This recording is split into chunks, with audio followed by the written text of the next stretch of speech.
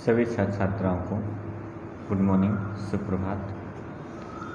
हमारे इस ई टीचिंग की क्लास में हम लोग प्रतिदिन कुछ ना कुछ सीख रहे हैं।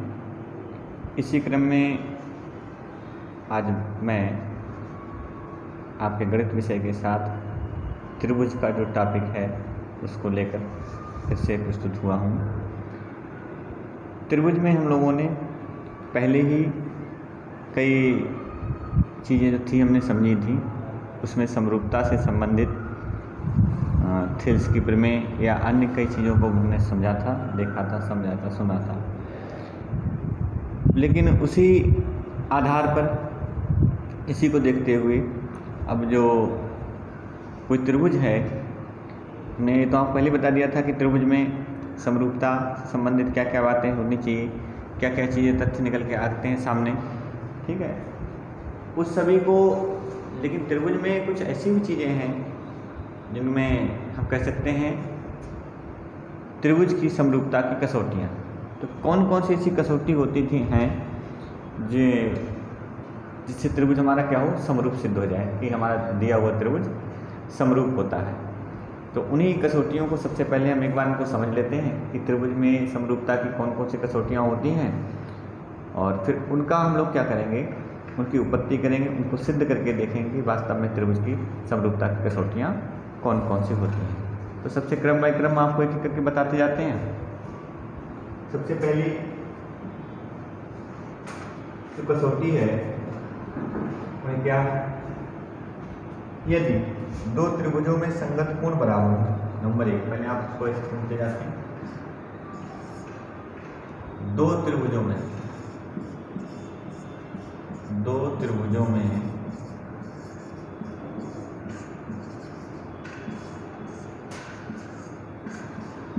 संगत कोण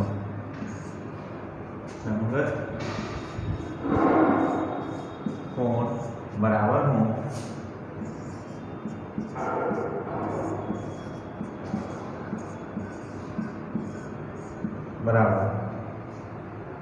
अर्थात दोनों त्रिभुज समान कोणीय हों तो त्रिभुज क्या होते हैं, परस्पर समरूप होते हैं। एक तो ये बात हुई, दो त्रिभुजों में संगत कोण बराबर हों तो त्रिभुज कैसे होते हैं, समरूप होते हैं। नंबर दो,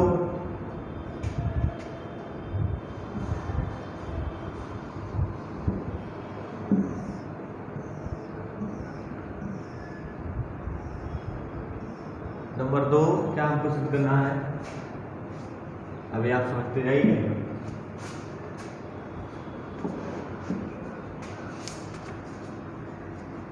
यदि एक त्रिभुज के दो कोण दूसरे त्रिभुज के संगत दो कोण के बराबर हों, एक दूसरी कसौटी है। एक त्रिभुज के दो कोण, एक त्रिभुज के दो कोण दूसरे त्रिभुज के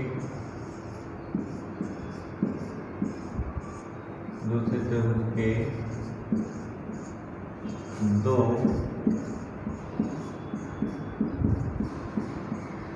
संगत कोण के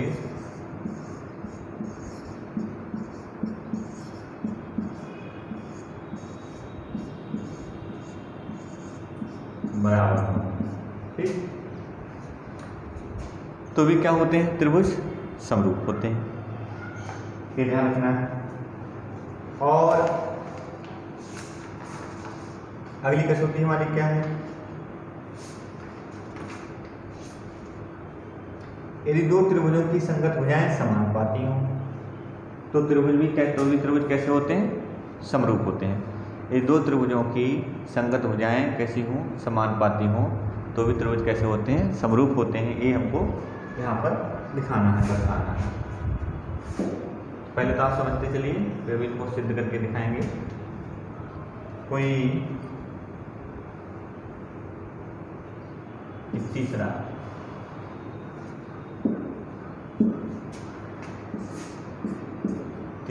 तीसरी कसौटी है, यदि दो त्रिभुज की संगत भुजाएं समानुपाती हैं, दो त्रिभुजों की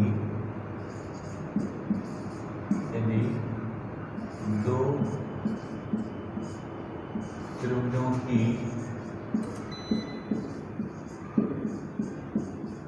संगत भुजाएं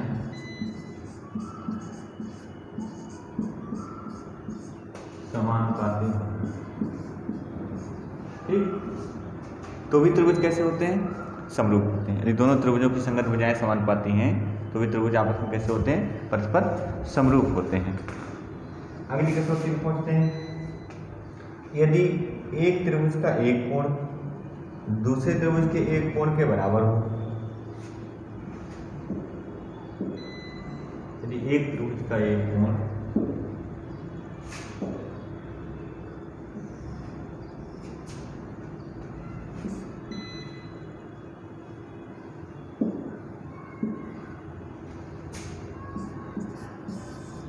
एक त्रिभुज का एक कोण का है, यदि एक त्रिभुज का एक कोण दूसरे त्रिभुज के एक कोण के बराबर हो,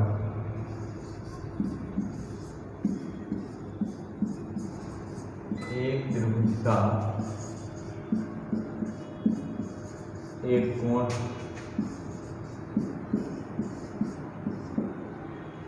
दूसरे त्रिभुज के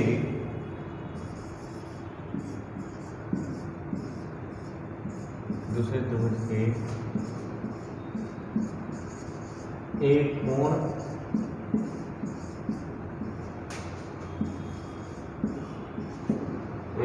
के बराबर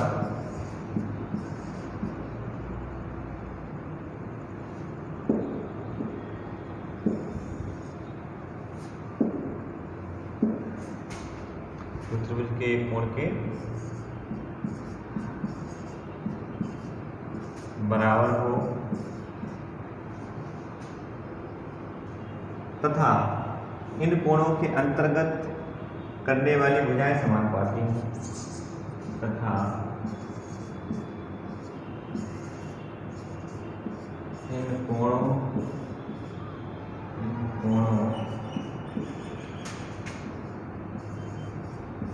को अंतर्गत करने वाली भुजाएं अंतर्गत करने वाली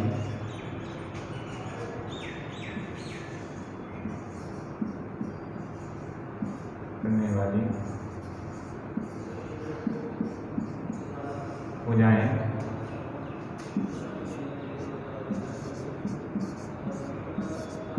समानुपाती हों। ये इतनी कसौटियां जो हैं आपने सीखी। अब इन कसौटियों को हम कैसे सिद्ध करेंगे, किस तरह से इनको हम इसको प्रूव करके दिखाएंगे, ये आपको समझना है। तो सबसे पहले तो आप क्या करना है, आपको एक एक करके आप समझते चलिए ताकि आपको अच्छी तरह समझ में आ जाए। सबसे पहला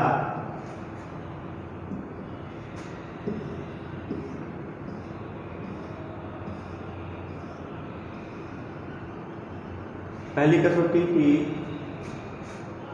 कि त्रिभुजों में संगत कोण बराबर हो। तो त्रिभुज कैसे होते हैं? समरूप होते हैं।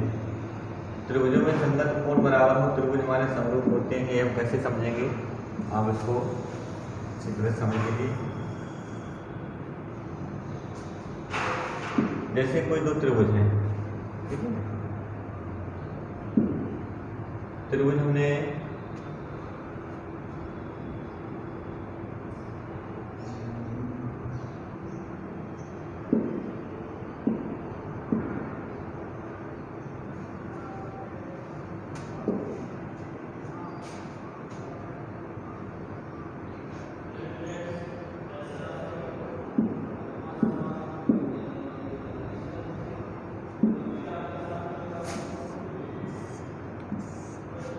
एक त्रिभुज हमने ले लिया, दो त्रिभुज हमारे पास हैं। अब इसमें कहा है कि त्रिभुजों के दोनों त्रिभुजों के संगत कोण बराबर हों। तो दोनों त्रिभुजों के संगत कोण बराबर होंगे तो संगत कोण बराबर हम कैसे सिद्ध करेंगे? क्या होते हैं संगत कोण?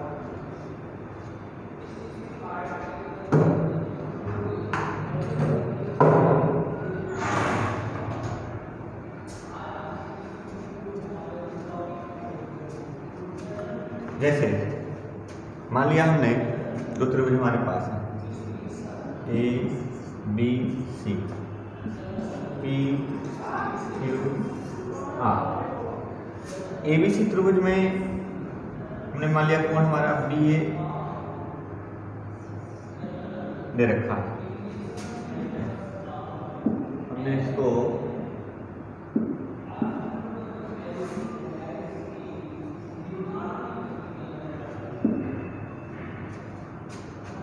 एक कोण हमारा मान लिया हमने इसको कितना दे रखा है 60 दे रखा है।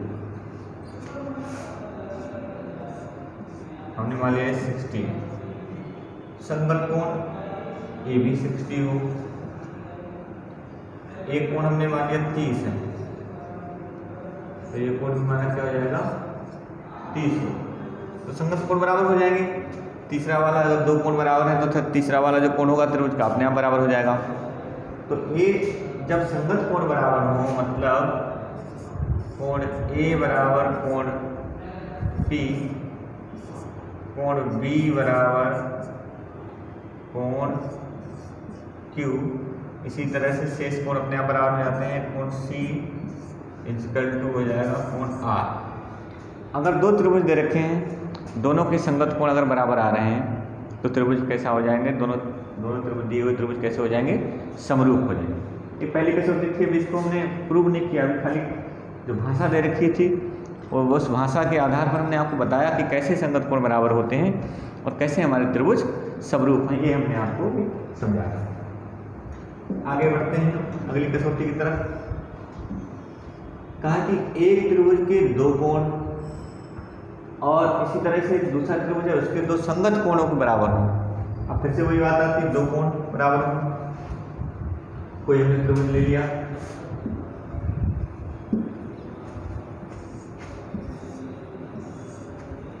एक त्रिभुज हमने ये ले लिया A B C P Q R. हमने देखा कोण B बराबर है कोण Q के, कोण A बराबर है कोण P के। दो संगत कोण बराबर हो गए तो हम कह सकते हैं कोण A अगर कोण P के बराबर है, कोण B कोण Q के बराबर है, दो ही संगत कोण बराबर हो तो भी त्रिभुज कैसे हो जाते हैं, परस्पर समरूप हो जाते हैं। सिर्फ दो अगर संगत कोण हमारे बराबर हो रहे हैं तो भी त्रिभुज परस्पर कैसे हो जाते हैं, ये समरूप हो जाते हैं। अगली कसौटी जो हमारी नेक्स्ट क्या है, यदि दो त्रिभुजों की संगत भुजाएं समानुपाती हों। हमारे पास कोई दो त्रिभुज ऐसे दे रखे हों जिनकी भुजाएं संगत भुजाएं कैसे हो, समानुपाती हों। समानुपात का मतलब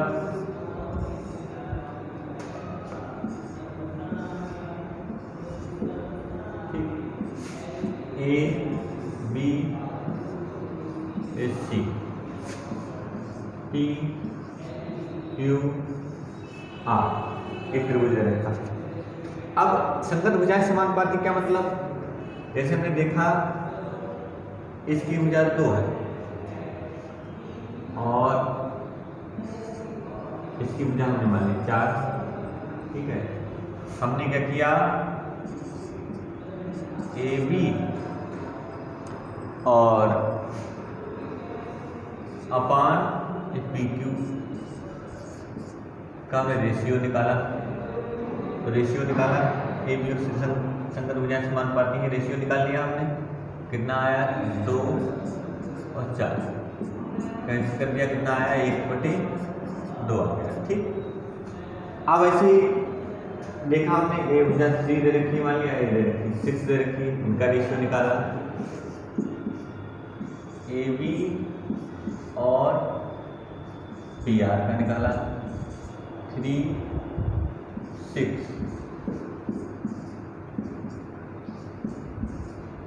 कैसा आ गया रेशियो, हमने देखा ए बी पी क्यू का रेशियो किसके इक्वल आ रहा है, यहाँ पर ए सी क्या था, यहाँ पर ए सी हमको लेके चलना था,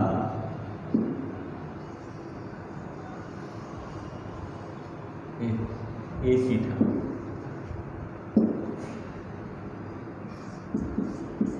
देखा हमने ए बी और पी क्यू का रेशियो, ए सी और पी आर का रेशियो, ये दोनों रेशियो कैसे आ गए, सेम आ गए। इसलिए क्या है, दो संगत भुजाओं का जो रेशियो आया वो कैसा आ गया, समान आ गया। तो हम कह सकते हैं कि ये दोनों दिए हुए त्रिभुज कैसे हैं, परस्पर समरूप हैं, क्योंकि इनकी संगत भुजाओं का अनुपात कैसा है, समान है। अब नेक्स्ट बढ़ते हैं, यदि एक त्रिभुज का एक कोण दूसरे त्रिभुज के दूसरे कोण के बराबर हो और इन कोणों को बनाने वाली भुजाएं कैसी हों, इन कोणों को बनाने वाली भुजाएं कैसी हों, समानुपाती हों, मतलब एक ही अनुपात में दे रखी हों। ठीक है, ये बताना हमको। ये हमारा चौथा वाला प्रश्न है, इसको जरा समझ लेना। जैसे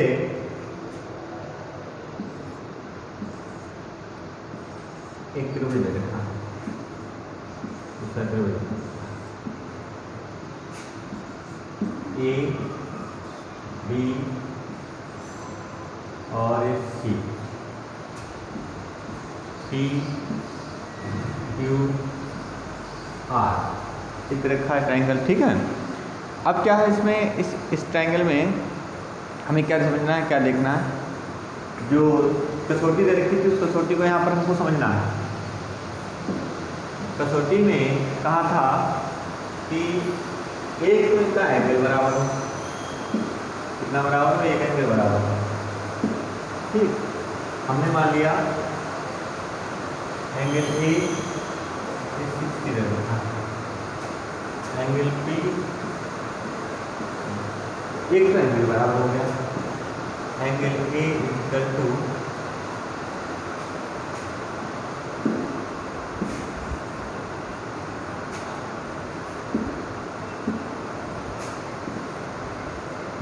angle A equal angle P. दूसरा देखा कि ए भुजा दे रखी 2 सेंटीमीटर, ए दे रखी मान लिया 4 सेंटीमीटर रखा। दूसरा हमने देखा ये भुजा वाली 3 सेंटीमीटर है एक साइड और ये वाली 6 सेंटीमीटर साइड है। अब क्या करना है, जैसे रेशियो हमारा बराबर होना चाहिए, इस एंगल को, जो एंगल दोनों में इक्वल है, दोनों त्रिभुजों में जो हमारा कोण बराबर आ रहा है, इस कोण को बनाने वाली जो भुजाएं हैं उनका जो रेशियो होना, जो अनुपात होगा वो कैसा आएगा, एक जैसा आएगा। तो निकाल के देखते हैं कि एक जैसा आ रहा है नहीं आ रहा। हमने क्या किया, ए बी और इसकी जो संगत भुजा है पी क्यू, उसका रेशियो लिया हमने। यहाँ पर 2 सेंटीमीटर, ये 4 सेंटीमीटर, कितना आया 1.2। इतना ही रेशियो अगर दूसरी भुजा का भी आ रहा है तो त्रिभुज कैसे हो जाएंगे, समरूप हो जाएंगे। निकाल के देख लेते हैं, जैसे ए सी और पी आर का रेशियो लिया, ए सी 3 सेंटीमीटर और 6 सेंटीमीटर, कैंसिल कर दिया दोनों को, दोनों का रेशियो कैसा आया, सेम। तो हम कह सकते हैं अगर किसी त्रिभुज में एक भुजा, किसी त्रिभुज की एक भुजा अगर एक कोण समान हो और उस कोण को बनाने वाली संगत भुजाओं का अनुपात भी कैसा होना चाहिए, समान हो, तो त्रिभुज कैसे हो जाएंगे, परस्पर समरूप हो जाएंगे। तो इस समरूपता की 4-5 जो कसौटी थी वो आपने सीखी। इन कसौटी को हम इस तरह से भी दिखा सकते हैं, जैसे हमने 9th में सर्वांग समता पढ़ी थी, तो कभी SAS था, कभी SS था, कभी AA था, इस तरह से कसौटी उसमें दे रखी थी सर्वांग समता की। ऐसी ही समरूपता की 4-5 कसौटियाँ आपने अभी सीख ली। इन कसौटी को दिखाने के लिए एक चीज़ हमको ध्यान देनी पड़ेगी।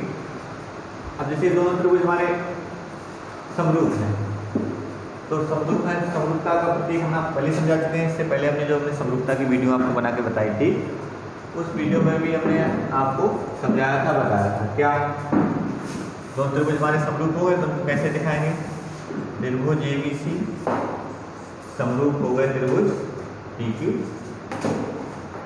R।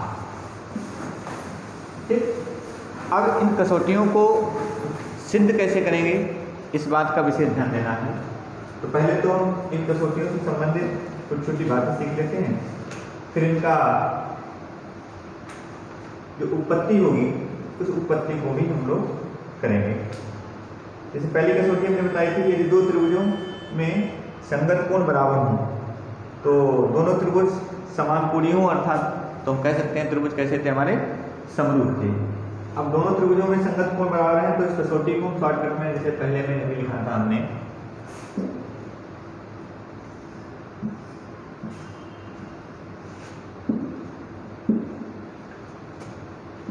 पहली कसौटी थी कि अगर त्रिभुज कैसे हो, समान कोणीय हो, तो हम कह सकते हैं ये कसौटी हमारी ए कसौटी का नाम क्या हो जाएगा शॉर्ट फॉर्म में ए, अर्थात कोण कोण कोण समरूपता, कोण कोण कोण कोण समरूपता, इसको कोण को समरूपता कहेंगे। सेकेंड कसौटी तो शॉर्टकट में हम कैसे लिखेंगे, शॉर्ट फॉर्म में, तो आपने भी पढ़ी थी, समझाई थी हमने आपको। यदि त्रिभुज के दो कोण दूसरे त्रिभुज के दो कोण के बराबर हों और तो वे दोनों त्रिभुज कैसे होते हैं, परस्पर समरूप होते हैं, तो हम उसको ऐसे दिखा सकते हैं कसौटी को ए, अर्थात कोण कोण, एंगल कोण।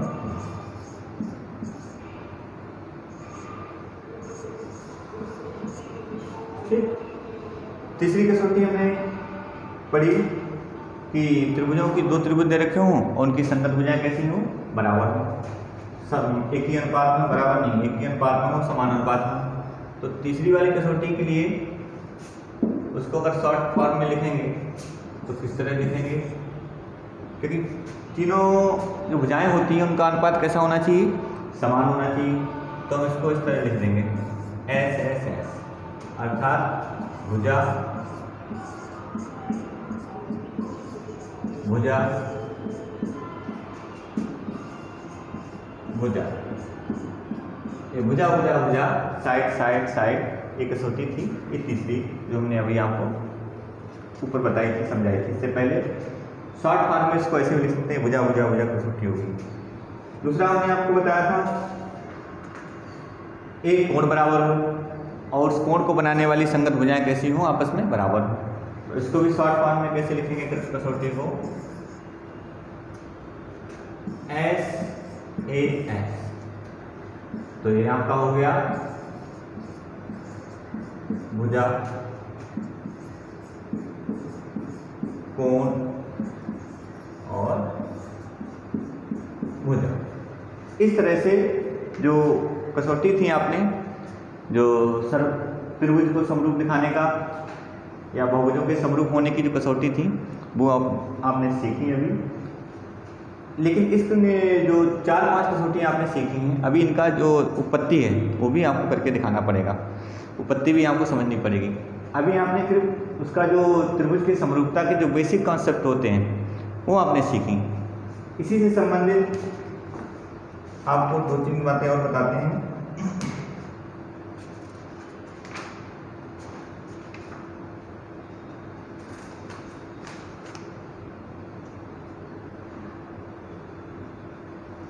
समरूप त्रिभुजों के क्षेत्रफल, इसमें भी एक प्रमेय है आपकी, प्रमेय है दो समरूप त्रिभुजों के क्षेत्रफलों का अनुपात इनकी संगत भुजाओं के अनुपात के वर्ग के बराबर होगा। तो कैसे इसको सिद्ध करेंगे,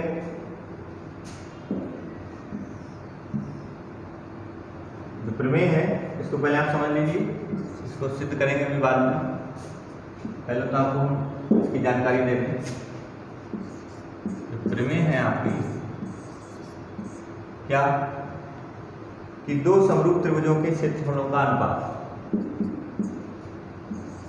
दो समरूप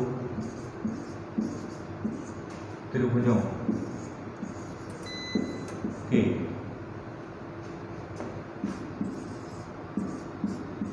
क्षेत्रफलों का अनुपात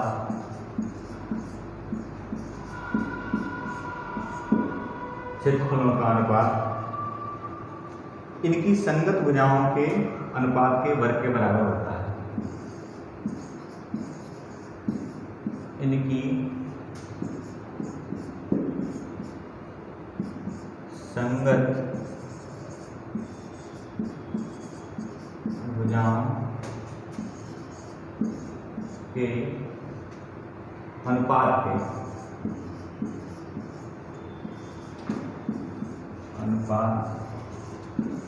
के वर्ग के संगत भुजाओं के अनुपात के वर्ग के बराबर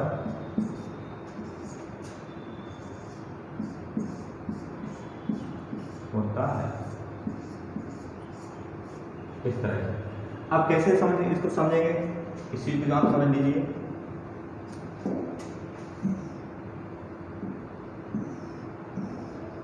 जैसे कोई दो त्रिभुज दे रखे हैं, एक त्रिभुज हमने ले लिया ABC, एक त्रिभुज हमने ले लिया PQR। अभी इस प्रमेय की उत्पत्ति आप नहीं कर रहे हैं, प्रमेय की जो स्टेटमेंट है उसको समझ रहे हैं। तो अभी हमने आपको सिर्फ आज जितनी प्रमेय थी, जितनी कसौटियाँ थी, सबका स्टेटमेंट हमने समझाया कि किस स्टेटमेंट का क्या मतलब है। जो स्टेटमेंट लिखा है, जो तथ्य लिखा है, उस तथ्य का वास्तव में मतलब क्या होता है, ये हमने चित्र के माध्यम से आपको समझाया। इसकी उत्पत्ति हम करेंगे जब हमारी अगली वीडियो प्राप्त होगी, जब आपको दोबारा अगला पीरियड लेंगे तब आपको बताएंगे, क्योंकि उसमें बहुत समय चाहिए। एक एक पीरियड में, एक दो पीरियड में एक दो उत्पत्ति हो पाएंगे। तो इसलिए आपको सिर्फ स्टेटमेंट का अर्थ क्या होता है, इन स्टेटमेंट का सवाल में हम कैसे प्रयोग करते हैं, या इनके आधार पर हम कैसे पहचानेंगे कौन सा स्टेटमेंट हमारा किस सवाल में लगेगा, ये इतना आपको समझाना था। अभी वही आपको समझाना है। जैसे इसमें कहा है, दो त्रिभुजों के क्षेत्रफलों का अनुपात इनकी संगत भुजाओं के वर्गों के अनुपात के बराबर होता है। तो जैसे मान लिया हम कहते हैं एरिया ऑफ ट्राइंगल ABC, ठीक, और क्षेत्रफल इसको बोलते हैं क्षेत्रफल एरिया ऑफ ट्राइंगल PQR। जब भी हम निकालेंगे इन दोनों के क्षेत्रफलों का अनुपात, जब निकालेंगे तो हमेशा याद रखना इसके बराबर आएगा AB, और AB के जो देखिए संगत भुजा कौन सी है, PQ, इसके वर्ग के बराबर आएगा। या हम इसको ऐसे कह दें AC के संगत भुजा क्या है, देखिए PR, ये PR के वर्ग के बराबर आएगा। या हम इसको ऐसे भी दिखा सकते हैं,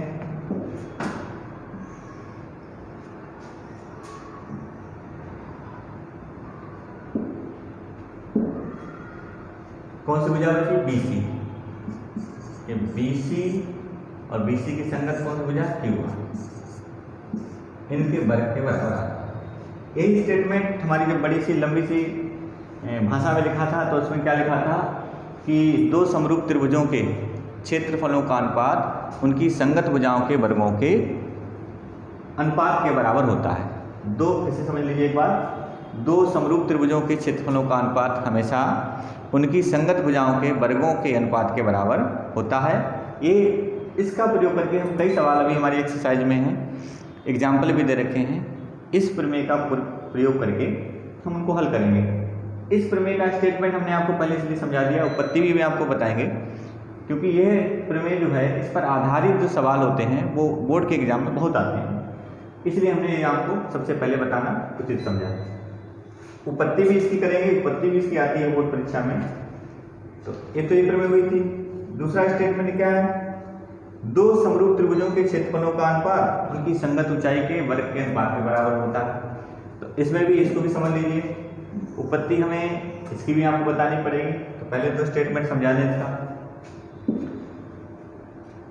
स्टेटमेंट अगली जो प्रमेय है उसमें क्या रखा है, दो समरूप त्रिभुजों के क्षेत्रफलों का अनुपात, दो समरूप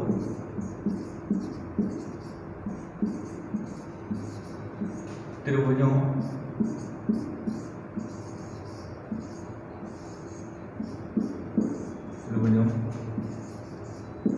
के क्षेत्रफलों का अनुपात,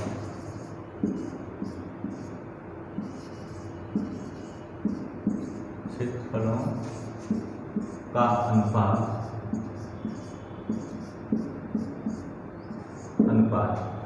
कहा है सवाल में, जो स्टेटमेंट है प्रमेय का, उनकी संगत ऊंचाइयों, उनकी संगत ऊंचाइयों, संगत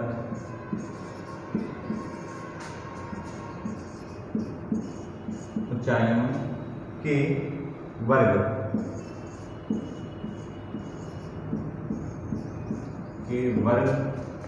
के बराबर होता है। संगत ऊंचाइयों के वर्ग के का अनुपात जो है, दो समरूप त्रिभुजों के क्षेत्रफलों का अनुपात उनकी संगत ऊंचाइयों के वर्ग के अनुपात, संगत ऊंचाइयों के वर्ग के अनुपात के बराबर होता है, अनुपात के बराबर होता है। अब इस स्टेटमेंट को आप चित्र के माध्यम से कैसे समझेंगे? त्रिभुज के माध्यम से। जैसे दो त्रिभुज दे रखे हैं, हमने मान लिया दो समरूप त्रिभुज हमारे पी क्यू आर, एक मान लिया हमने ए बी सी और दूसरा हमने मान लिया पी क्यू आर,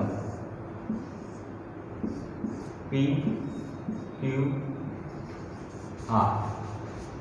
अब इनकी संगत ऊंचाइयों का पहले से दे रखा है कि त्रिभुज ए बी सी समरूप है किसके? त्रिभुज पी क्यू आर के। तो इस प्रमेय के आधार पर क्या कह सकते हैं? ये ऊंचाई मान ली संगत, हमने ऊंचाई हमेशा लंब होती है, सामने वाली भुजा लंब होती है। ए डी पी एस, ठीक है। तो समरूप है त्रिभुज, तो इनके क्षेत्रफलों का जो अनुपात होगा, क्षेत्रफल त्रिभुज एबीसी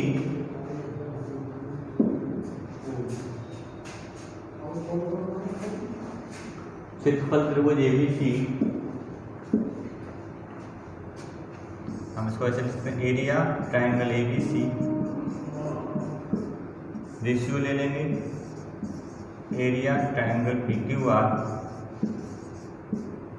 ये जो दोनों त्रिभुजों के क्षेत्रफलों का जो अनुपात होगा, इनकी संगत ऊंचाइयों के वर्गों के अनुपात, संगत ऊंचाई देखिए पहले त्रिभुज में एडी है और दूसरे त्रिभुज में क्या है? पी एस है, इनके वर्गों के अनुपात के बराबर होता है। तो इस तरह से आपने कई प्रमेय सीखी, इस सबके स्टेटमेंट देखे। इन प्रमेय की उत्पत्ति हम आपको नेक्स्ट वीडियो में बताएंगे, ठीक है। तो इसीलिए आज के लिए बस इतना ही, धन्यवाद।